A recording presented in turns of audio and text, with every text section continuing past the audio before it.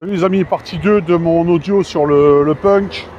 Donc voilà, après avoir fait un rapide débrief sur ce que c'est un peu que le mouvement punk dans le monde contemporain, il faut dire que cette expression elle existait déjà bien avant, hein. C'est une expression qui a toujours existé. Et ce nihilisme qui est souvent associé au mouvement punk, on l'a considéré à tort comme de la provocation gratuite, mais en fait c'est vraiment une opposition. C'est une forme d'expression en fait, voilà, c'est une forme d'expression comme il en existe tant. On peut penser à Diogène, j'en avais parlé tout à l'heure dans la Rome antique, l'exemple de Diogène qui était contemporain de Platon je crois, et qui adoptait, qui était un miroir négatif on va dire de la société de l'époque, qui se voulait société quasi parfaite. Et lui, il renvoyait par son attitude, c'était un miroir négatif. Par son attitude, il renvoyait ce qui déplaisait aux gens, quoi. Mais ça demande beaucoup d'intelligence et de finesse d'esprit au final, parce que pour arriver à provoquer sans quasiment rien faire, ça demande beaucoup de finesse d'esprit, parce qu'il arrivait par ce biais définir tous les travers de la société et en faire une philosophie. Voilà, qui chamboule un peu les mœurs, et ça, je trouve ça super, quoi. Et pour l'attitude punk, que ce soit dans la musique ou dans l'artistique, on peut retrouver ça aussi dans l'artistique. Je pense à des artistes qu'on appelait la figuration libre à l'époque, dans les années 80. Ça vient directement du mouvement punk, c'était faire un pied de nez un petit peu à la peinture traditionnelle, académique, et avec les mêmes outils, on va dire, mais avec des moyens moindres, c'est avoir ce pouvoir de s'exprimer. En fait, c'est toujours avoir cette... comment puis-je dire, cette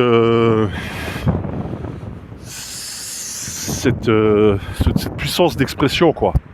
C'est ça qui définit vraiment on va dire le punk, c'est-à-dire que rien ne t'empêche, tu peux t'exprimer, quoi. Tu peux t'exprimer même si rien n'est fait pour. Il te restera toujours un minimum vital pour t'exprimer. C'est ce que veut dire le punk. Désolé pour le vent. À chaque fois que je vais faire un audio, il y a du vent. C'est terrible. Donc voilà. Moi, je vous parle de ma définition, comment je la traduis. Hein. C'est ça, le punk aussi, c'est faire un peu ce qu'on veut, quoi, finalement. Hein. C'est avoir cette liberté sur les choses, cette liberté de ton. Je sais que dans les expos que je propose, des fois je fais des expos, là, ça fait longtemps que j'en ai pas fait, mais quand le printemps va revenir, je vais refaire quelques expos, 2-3 expos. Et dans la galerie, je sais que des gens vont me dire, tiens, c'est vraiment quelque chose de très personnel. C'est très personnel, je le fais à ma manière. J'irais même presque à dire... Même la technique, au bout d'un moment, tu le fais d'après toi, tu deviens ton propre initiateur, on va dire, de ton art. C'est toi qui t'initie toi-même, on va dire, finalement. Et tu rejoins l'unité par ce biais, tu vois. Et punk, c'est aussi rejoindre une forme d'unité et ne pas être perturbé, on va dire, par quoi que ce soit, qui que ce soit. Et c'est un moyen d'être libre quelque part, et on en a super besoin en ce moment parce que tout est marchand, tout est devenu lissé.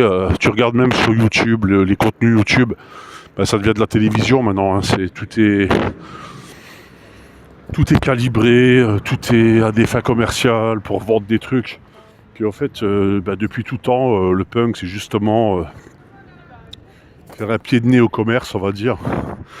Et faire des trucs géniaux, arriver à faire des trucs géniaux. Hein. Je sais que dans la figuration libre, tu as eu des artistes issus du mouvement punk qui ont fait des trucs extraordinaires. On leur a quasiment copié leurs idées, quoi. Ils ont inventé une esthétique, ils ont inventé une façon de faire qui a été vraiment, vraiment copiée, même aux États-Unis, hein, parce que la figuration libre, c'est vraiment français pour le coup. Et donc cet esthétisme a été vraiment récupéré par... et malheureusement, c'est souvent, comme tous les mouvements, c'est souvent récupéré.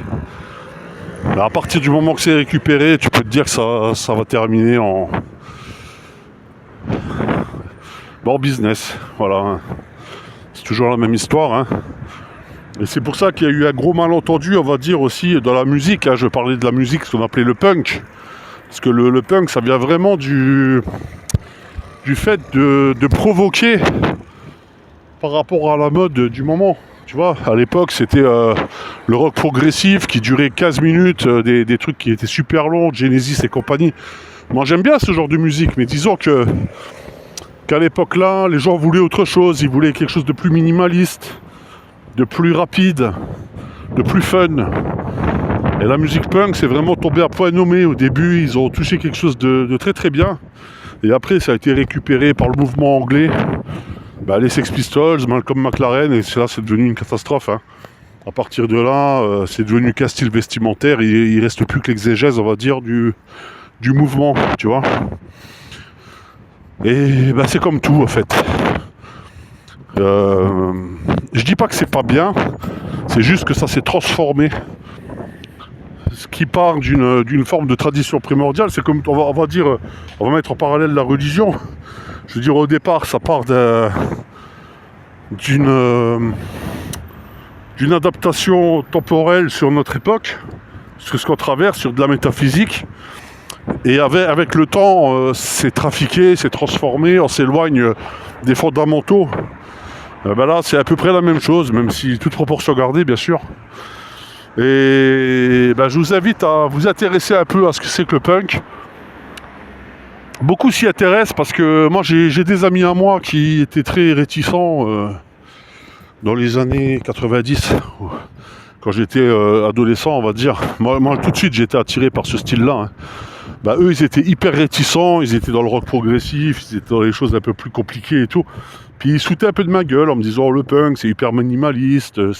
Et moi j'y voyais déjà là-dedans quelque chose de très épuré, de très efficace, quoi, d'hyper expressif, quoi. Et moi ce qui m'intéresse vraiment c'est l'expression, au-delà de tout, quoi. Et maintenant ces mêmes amis, ils sont revenus me voir en me disant finalement t'avais raison, je pense que j'irais même presque à dire le punk, ils étaient un peu en avance sur leur temps. J'ai l'impression c'est un mouvement qui a été même peut-être un peu trop en avance, qui a été mal compris, en fait, récupéré à perte, on va dire, malheureusement mal récupéré, et c'est devenu autre chose. Mais à la base, c'était super intéressant. Ce truc fait dans l'urgence, cette espèce de vision sur le monde très pertinente, cette musique hyper minimaliste, mais en même temps très sophistiquée. Tu vois, c'est cette espèce d'intelligence de propos aussi par rapport au monde qui nous entoure. Cette provocation, mais jamais gratuite. Tu sais, il y a une forme de finesse d'esprit là-dedans, tu vois, d'arriver provoquer tout en étant, comment je peux dire, intelligent, tu vois. Sauf qu'après, voilà, encore une fois, maintenant quelqu'un va te dire je suis punk parce que je crache par terre, parce que je fais plein de tatouages, parce que je suis vulgaire. Tu sais, c'est... Encore une fois, c'est se tromper de combat, c'est super mal compris. Et souvent, tu vas constater que ceux qui arborent le style le plus extravagant sont souvent ceux qui comprennent le moins au mouvement, quoi. J'irais presque même à dire que c'est un peu comme les artistes. Plus les gens se donnent un air, un style, moins j'ai l'impression qu'ils comprennent les choses, en fait. C'est tout dans le paraître, mais ils ont rien compris au final, tu vois. Donc voilà les amis, c'était partie 2 sur ce qu'on appelle punk, à mon sens le punk, c'est-à-dire être toujours dans de la recherche, dans du nouveau, dans du on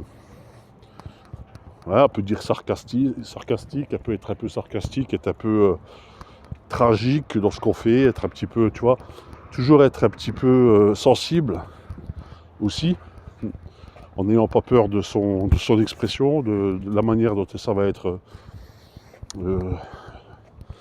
réceptionné par les gens, tu vois, parce que tu laisses jamais les gens insensibles non plus quand tu es un peu dans cet esprit-là. T'es pas vraiment dans de l'esthétisme pour de la décoration, là, c'est quelque chose pour aussi, pour parler, pour s'exprimer. Tu vois, c'est une forme de langage. Allez, ciao.